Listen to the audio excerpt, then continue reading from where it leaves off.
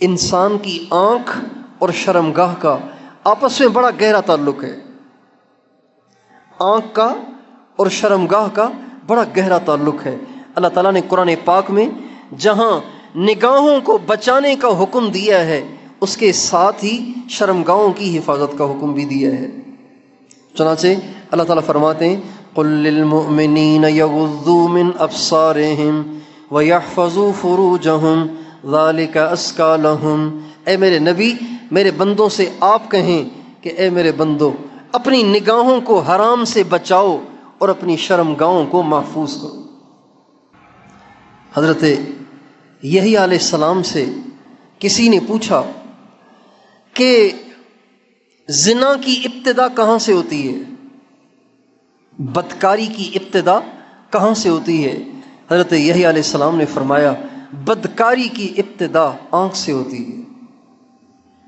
سب سے پہلے انسان کی آنکھ خراب ہوتی ہے، اس کے بعد پھر انسان غلط راستے پہ چل پڑتا ہے۔ ہمارے نبی کا ارشاد ہے النظرۃ سہم مسموم من سہام ابلیس من ترکہا خوفا من اللہ تعالی اعطاہ اللہ ایمانا یجد حلاوتہ فی قلبہ۔ آپ علیہ السلام کا ارشاد ہے یہ جو انسان کی نظر ہے نا، نظر یہ شیطان کا زہریلا تیر ہے، جو اس کو حرام سے اللہ سے ڈر کے بچائے گا، اللہ تعالیٰ اس کو ایمان کی ایسی حلاوت عطا فرمائیں گے کہ وہ دل میں اس کو موت تک محسوس کرے گا۔ آپ اس کا تجربہ کر کے دیکھیے، ایک دن اپنی نظر کو جھکا کے رکھیں، نہ اٹھائیں اسے، جھکا کے رکھیں۔ آپ اسی ایک دن کے اندر اپنی نماز میں روحانیت محسوس کریں گے، اپنی تلاوت میں لذت محسوس کریں گے، اپنے ذکر میں لذت محسوس کریں گے۔ جو لوگ یہ کہتے ہیں نماز میں دل نہیں لگتا، نماز میں وسوسے آتے ہیں، نماز میں خیالات آتے ہیں، نماز میں یاد نہیں رہتا، کتنی رکعتیں پڑھی ہیں، ذکر میں دھیان نہیں جمتا، مراقبے میں دھیان نہیں جمتا، یہ صرف نگاہ کی آوارگی کا نتیجہ ہے۔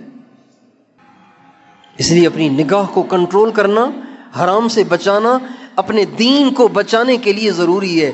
جس کی نگاہ محفوظ ہے اس کا دین محفوظ ہوگا، جس کی نگاہ آوارہ ہے اس کا دین تباہ ہو جائے گا۔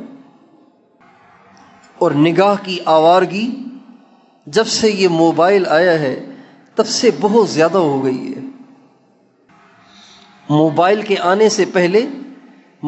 آنے سے پہلے جو بے دین قسم کے لوگ ہوتے تھے، عیاش اور بدماش قسم کے لوگ ہوتے تھے، وہ برائیاں دیکھتے تھے۔ کبھی بھی شریف آدمی اپنی نگاہ کو غلط استعمال نہیں کرتا تھا۔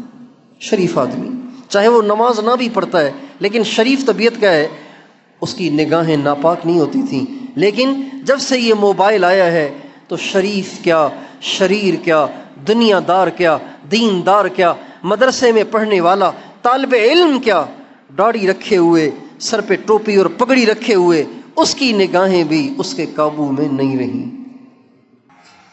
یہ موبائل اتنی مصیبت ہے، اتنی بڑی مصیبت ہے، جس نے ہم سے، ہماری نگاہوں سے حیا کو ختم کر دیا ہے۔ اور اسی وجہ سے بدکاری اور زنا عام ہو گیا ہے۔